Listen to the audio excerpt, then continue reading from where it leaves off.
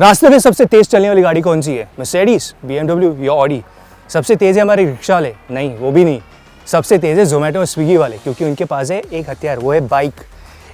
In India, 11.5 million bikes were sold last year as compared to 2.5 million automobiles or cars. If you're a startup or already an established brand and planning to invest on e-bikes, it's a no-brainer to do that now, because with the FAME India 2 scheme and with the budget being placed for e-bikes and swappable batteries, it's going to be the right place to invest. This is Aurelius from Mashable India, and we're going to be discussing some of the e-bike brands in India and also talk about the leading ones which are currently leading the market in the e-segment of the bikes.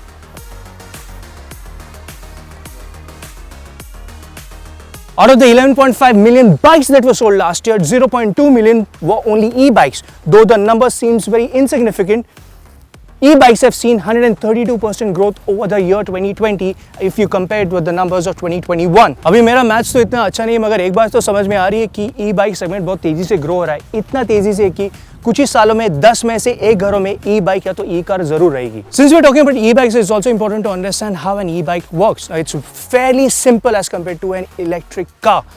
Just take out the motor, just replace it with a battery and an electric motor, and you're good to go. For the purpose of this video, we're using the Revolt RV 400. On this bike, there's a battery compartment on the top. You can take out the battery and charge it as well. This is where the Phase 2 India scheme is going to come into play.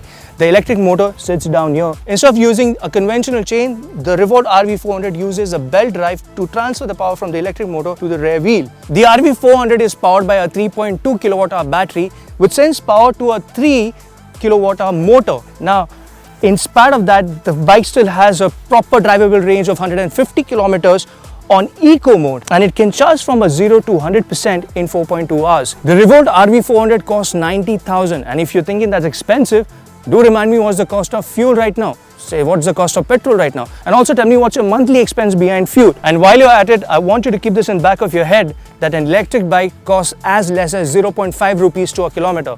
Tell me how much your bike costs now. Since we're talking about e-bikes, it's also important to understand which are the leading e-bike manufacturers in India. And Ather has been leading the market for the last 2 years. Their Ather 450X costs 1.18 lakhs, has a range of 116 kilometers, top speed of 80 kilometers per hour, and a battery capacity of 56 amperes. That has been the first best-selling bike in India. The second best-selling bike has been the Revolt RV 400. The Revolt RV 400 costs 90,000, has a drivable range of 150 kilometers per hour, has a battery capacity of 3.2 kilowatt-hour. The third best-selling bike in India is the Okinawa iPraise Plus, which costs 1.05 lakh, has a top speed of 70 kilometers per hour, has a battery capacity of 30 amperes, and will do 139 kilometers on a full charge. The fourth best-selling bike in India and probably the cheapest on the list is the Hero Electric Dash. It costs around 50,000, has a drivable range of 60 kilometers, top speed of 25 kilometers per hour, which is significantly less, but it's the cheapest, don't forget that,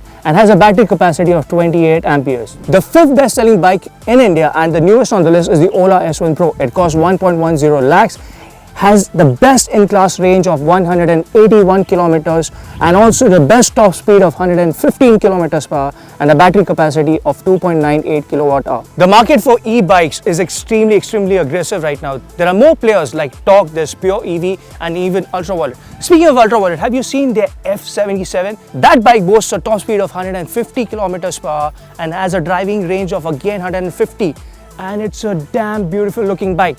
If the future of e-bikes is going to be that beautiful, take my money.